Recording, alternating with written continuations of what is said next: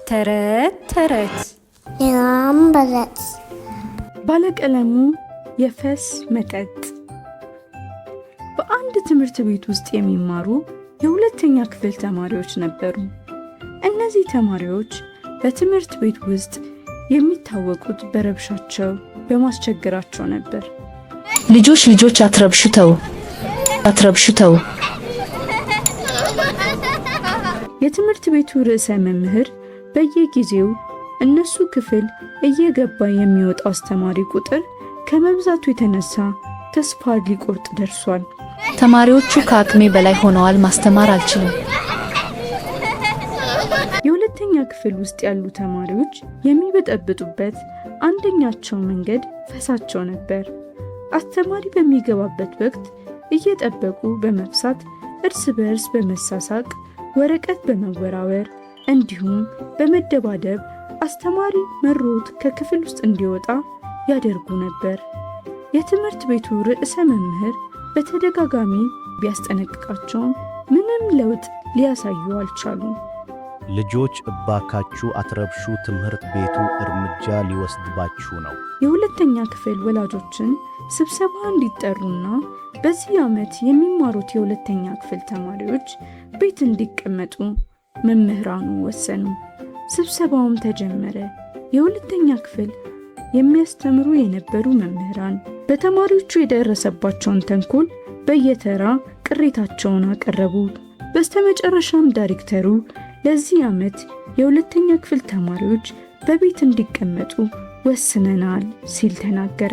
ወላጆቹም ተንጫጩ።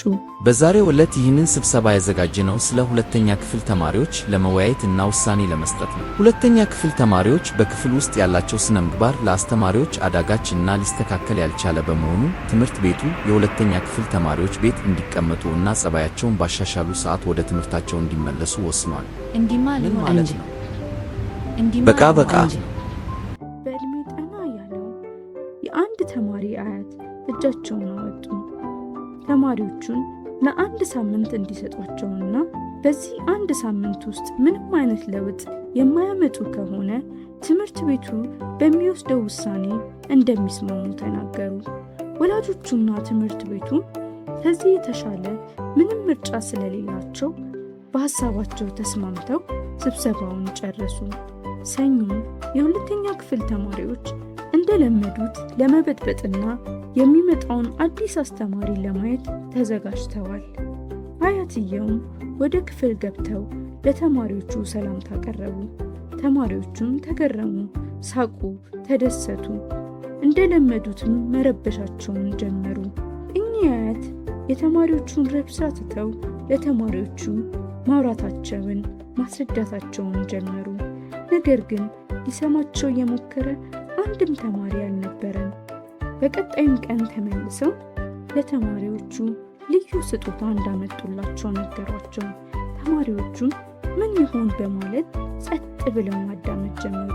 እኚህ አያት በእያንዳንዳቸው ጠረጴዛ ላይ ድብቅ ምስጢር ያለውን ጁስ ቁጭ እያደረጉ ማለፍ ጀመሩ። ተማሪዎቹም በጣም በደስታ የቀረበላቸውን ጁስ ተመለከቱ፣ እንዲጠጡት ነገሯቸው። ተማሪዎቹም በተሰጣቸው ጁስ ተደስተው ምንም ሳያስቀሩ ግጥም አድርገው ጠጡ። ተማሪዎቹም እንደለመዱት ምንም የተቀየረ ስላልመሰላቸው በክፍል ውስጥ መረበሻቸውን ቀጠሉ። የሁለተኛ ክፍል ተማሪዎች የፈሳቸው ቀለም የተለያየ አይነት ሆኖ በክፍል ውስጥ መታየት ጀመረ። በደረሰባቸው ነገር በጣም ግራ ተጋቡ። ይህ እንዴት ሊሆን እንደቻለ ለመጠየቅ ማሰብ ጀመሩ። ነገር ግን አባባም ምንም ሳይናገሩ ከክፍል ትተው ወጡ። ተማሪዎቹም በጣም ግራ ተጋቡ፣ ደነገጡ። ነገር ግን ምንም ማድረግ አልቻሉም። በእረፍት ሰዓት እንኳን የሁለተኛ ክፍል ተማሪዎች ኳስ ሜዳ ለመጫወት ወጥተው በድንገት ሳያስቡት ፈሳቸው በሚያመልጣቸው ሰዓት የተለያየ ቀለማትን እየያዘ አስደነገጣቸው፣ አሳፈራቸው።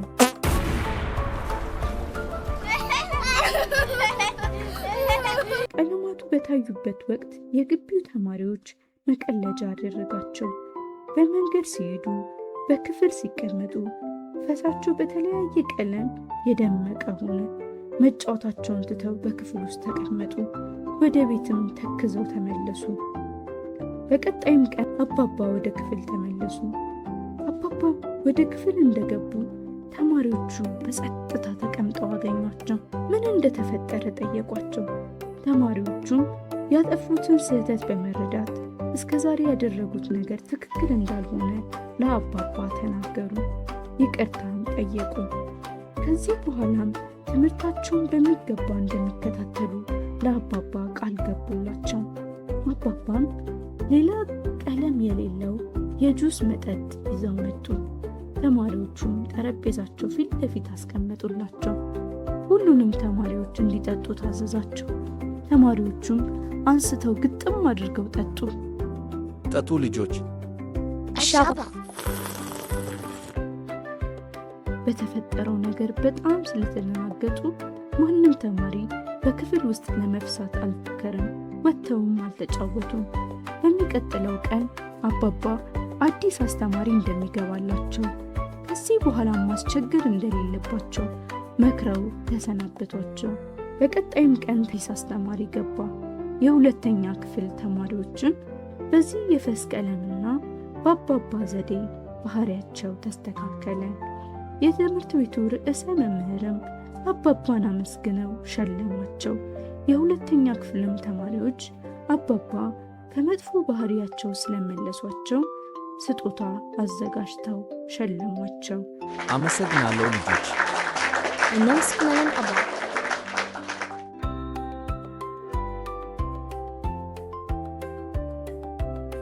ቻው ልጆች። በቀጣይ ሌሎች አዳዲስ ተረቶችን ለማግኘት የመምህርት ሀገሬን የዩቲዩብ ቻናል ሰብስክራይብ አድርጉ።